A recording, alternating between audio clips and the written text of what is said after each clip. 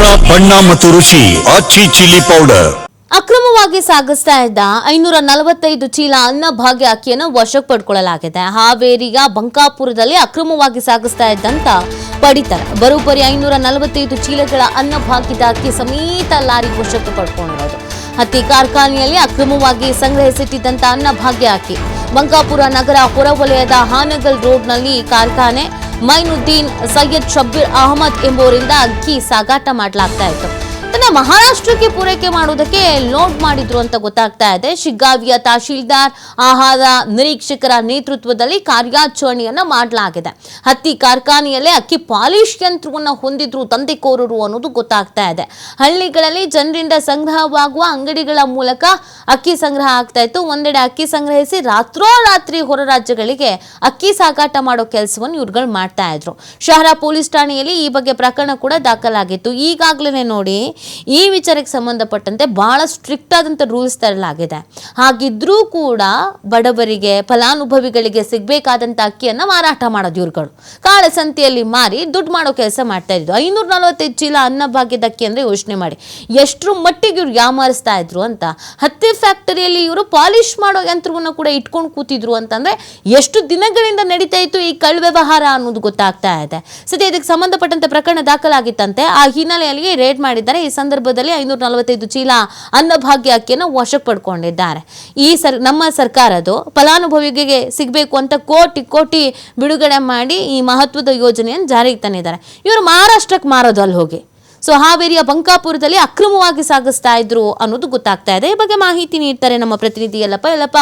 ಬಹಳಷ್ಟು ಬಾರಿ ಎಚ್ಚರಿಕೆ ನೀಡಲಾಗಿದೆ. ಒಂದಷ್ಟು ಮಂದಿ ತಗ್ಲಾಕೊಂಡಿದ್ದು ಆಗಿದೆ.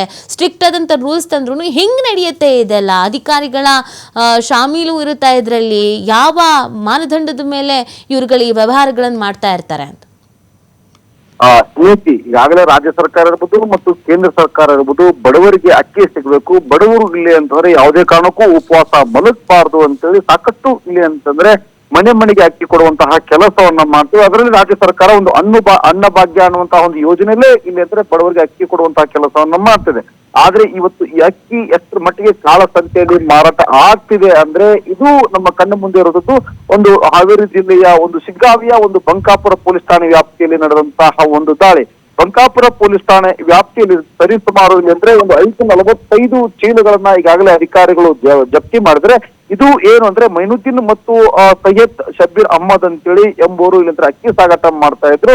ಈ ಹತ್ತಿ ಮಿಲ್ ಅಂತ ಕರಿತೀವಿ, ಹತ್ತಿ ಕಾರ್ಖಾನೆಗಳಲ್ಲಿ ಇವುಗಳನ್ನ ಅಕ್ಕಿಗಳನ್ನ ಇಲ್ಲಿ ಅಂತಂದ್ರೆ ಶೇಖರಣೆ ಮಾಡಿಟ್ಕೊಂಡಿದ್ರು. ಆ ಶೇಖರಣೆ ಮಾಡಿಟ್ಟಿದ್ದ ಗುದಾಮಿನ ಮೇಲೆ ಇಲ್ಲಿ ಅಂತಂದ್ರೆ ಅಧಿಕಾರಿಗಳ ದಾಳಿ ಮಾಡ್ತಾರೆ. ದಾಳಿ ಮಾಡಿ 545 ಅಕ್ಕಿ ಚೀಲಗಳನ್ನ ವಶಪಡಿಸ್ತಾರೆ. ಈ 545 ಅಕ್ಕಿ ಚೀಲಗಳನ್ನ ಯಾರು ಇವತ್ತು ಏನು ಕಾಳಸಂತೆಯಲ್ಲಿ ದಂಧೆಕೋರಿದ್ರು ಇಲ್ಲಿ ಗ್ರಾಮೀಣ ಪ್ರದೇಶಗಳು ಹೋಗ್ತಾರೆ. ಗ್ರಾಮೀಣ ಪ್ರದೇಶದಲ್ಲಿ ಬಡವರು ಇಲ್ಲಿ ಅಂದ್ರೆ ಅಕ್ಕಿಯನ್ನ ಇಲ್ಲಿ ಅಂದ್ರೆ ಕಡಿಮೆ ರೇಟ್ಗೆ ಮಾರಾಟ ಮಾಡ್ತಾರೆ. ಅಂದ್ರೆ ಈ ನ್ಯಾಯಬೆಲೆ ಅಂಗಡಿಗೆ ಹೋಗಿ ಆ ಬಡವರು ತೆಗೆದುಕೊಂಡು ಬಂದು ಇಲ್ಲಿ ಅಂತಂದ್ರೆ ಒಂದಿಷ್ಟು ಬೆಲೆಗೆ ಇಲ್ಲಿ ಅಂದ್ರೆ ಈ ಒಂದು ಕಾಳಸಂತೆಯಲ್ಲಿ ಈ ದಂಧೆಕೋರಿಗೆ ಮಾರಾಟ ಮಾಡ್ತಾರೆ. ಈ ರೀತಿಯಾದಂತಹ ಒಂದು ಶೇಖರಣೆ ಮಾಡಿಟ್ಟಂತಹ ಒಂದು ಚೀಲಗಳನ್ನ ಇವರು ಇಬ್ಬರು ಏನಾದ್ರೆ ದಂಧೆಕೋರು ಇಲ್ಲಿ ಅಂತಂದ್ರೆ ಮಹಾರಾಷ್ಟ್ರಕ್ಕೆ ಹೋಗಿ ಇಲ್ಲಿ ಅಂದ್ರೆ ಮಾರಾಟ ಮಾಡಬೇಕು ಅನ್ನುವಂತ ಸಮಯದಲ್ಲೇ ಇಲ್ಲಿ ಅಂತಂದ್ರೆ ಅಧಿಕಾರಿಗಳ ದಾಳಿ ಮಾಡಿ ಈ ಚೀಲಗಳನ್ನ ವಶಪಡಿಸಿಕೊಂಡಿದ್ದಾರೆ. ನೀತಿ.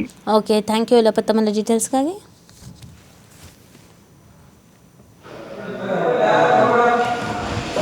Dure,